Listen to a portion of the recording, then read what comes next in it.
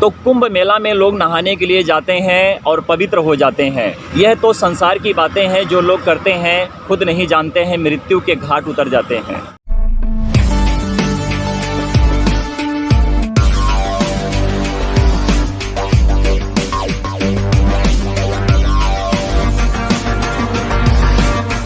उत्तर प्रदेश इलाहाबाद को जो लोग आज प्रयागराज के नाम से जानते हैं, और वहाँ पर कुछ संगम तट शुरू हुआ है जिसको कहते हैं घाट पर लोग नहाने के लिए जाते हैं, और इस तरह से बताया जाता है कि उस गंगा में नहाकर लोग पवित्र हो जाते हैं। तो मेरे प्रियो, उसे कुंभ का मेला कहते हैं, और उस मेले में ना जाने कितने लोग नहाकर पवित्र होकर ऊपर चले जाते हैं। कहने का मतलब है कि बहुत से लोगों की मृत्यु हो गई, बहुत से लोग घायल हो गए।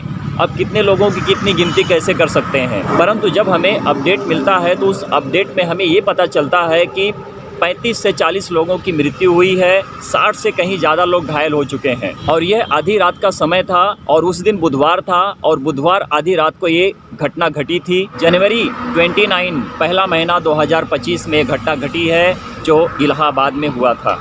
तो कुंभ मेला में लोग नहाने के लिए जाते हैं और पवित्र हो जाते हैं। यह तो संसार की बातें हैं जो लोग करते हैं, खुद नहीं जानते हैं, मृत्यु के घाट उतर जाते हैं। परंतु जो मैं बता रहा हूँ, इस बात को समझने की कोशिश करें।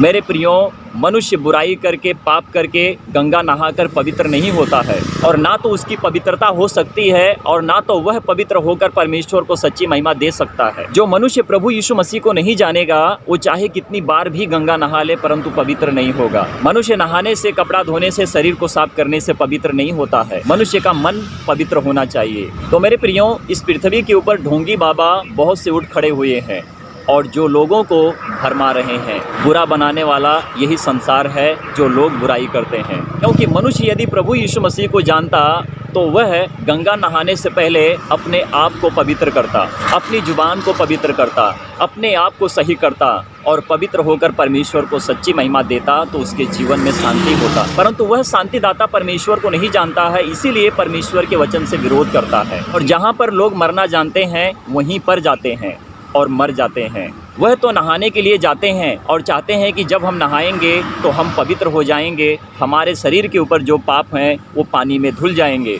तो प्रियो, नहाने से मनुष्य की शरीर साफ होती है, नहाने से मनुष्य पवित्र नहीं होता है, और ना तो उसके अंदर पवित्रता जागती है, और उसको लगता है कि हम गंगा नहाएंगे तो हम पवित्र हो जाएंगे। इस संसार की रीति से गलत काम है जो लोग इस तरह से करते हैं। मैं आपको सही बात बता रहा हूँ कि आप जब परमेश्वर को जानोगे तो आप सच्चाई पर चलोगे। तो मेरे प्रियो, जिस तरह से मनुष्य कपड़े की धुलाई करते हैं, जिस तरह से अपने शरीर को साफ करते हैं, उसी तरह से मनुष्य का मन भी साफ और पवित्र होना चाहिए। सबसे बड़ी बात है कि मनुष्य का मन जब पवित्र नहीं होगा तो उसके नहाने धोने से कोई लाभ नहीं होगा, कोई गंगा में नहाकर पवित्र नहीं होगा। आप पवित्र तब ठहरोगे, आपका उद्धार तब होगा, आप हर एक संकट से आज़ाद तब हो जाओगे, आप हर एक मुश्किल से आज़ाद तब हो जाओगे, दुष्ट आत्माओं से, बुरी आत्माओं से आज़ाद तब हो जाओगे कि जब आप प्रभु यीशु मसीह के पास आओगे। प्रभु यीशु मसीह ही पूरी दुनिया का उद्धार है।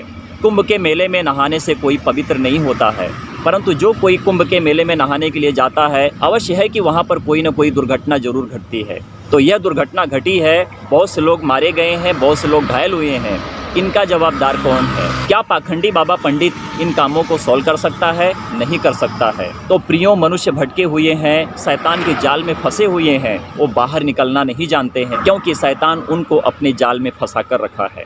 इसीलिए संसार वहाँ पर टूटता है जहाँ पर शैतान का काम होता है, जहाँ पर लोगों की मृत्यु होती है, जहाँ पर लोग मर जाते हैं। क्या वहाँ पर कोई पवित्र हो सकता है? जिस घाट पर लोग नहाने के लिए जाते हैं, पवित्र होने के लिए जाते हैं कि हम अच्छे हो जाएंगे, यदि उसी घाट के पास लोगों की मृत्यु होती है तो क्या वहाँ पर कोई पवित्र होकर जीवन पा सकता है? नहीं मेरे प्रियो, क्योंकि मनुष्य मर जाते हैं और उनको मरना उनको दिखाई नहीं देता है, परंतु उनको नहाना दिखाई देता है कि भैया हमने नहा लिया है और हम पवित्र हो चुके हैं। तो प्रियो, ना भटकें, परमेश्वर के पास आएं। चाहे कुंभ का मेला हो, नदी नाला हो, समुद्र हो, कोई नहाकर पवित्र नहीं होता है कि जब तक कि वो प्रभु यीशु मसीह को नहीं जानेगा तब तक वह पवित्र कभी नहीं होगा। तो एकमात्र सच्चा परमेश्वर प्रभु यीशु मसीह है, वही मार्ग, सत्य और जीवन है। जो कोई उसके पास आता है वह परमेश्वर के वचन प्रभु यीशु मसीह के लहू से धुल जाता है और पवित्र हो जाता है और परमेश्वर को सच्ची महिमा